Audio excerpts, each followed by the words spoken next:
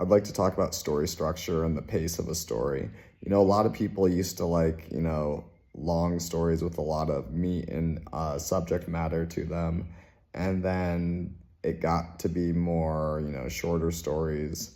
And that's based off a lot of things, how much you can digest at one point of reading and how much time you have and how much interest you want to give an author, based off a lot of things.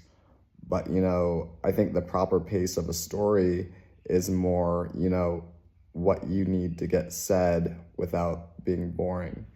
That's a little bit more obvious than it is not obvious.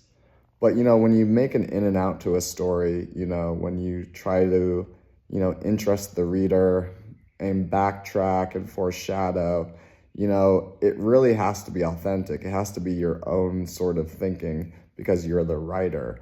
I don't think there's a single way to, make an in and out. Life is full of ins and outs, and you've experienced them.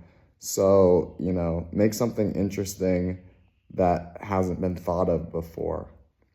And then, you have to hang people in writing. You just have to put, all this information out there and drop it and move on to something, another part of the story. So that's pretty interesting too. When you hang a part of your story, when you hang a character, when you hang all the information and say, well, this is almost irrelevant because we're moving on. It's like, well, why, And then you have to make more interest. You have to make more interest and connect. And that's a good way to make an in and out. But that's, a pretty simple way, but, you need to think things out. And then what makes a story flow and hold interest, well, that's a lot of structure.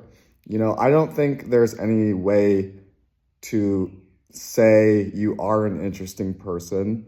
If you want to be a writer, you should, try to become a more interesting person, but that could be anything you want, People find people who are interested in things, the things that they like, interesting, because people grow on people. When someone sees that you're excited about a subject, that's a little bit more appealing to the reader and the person.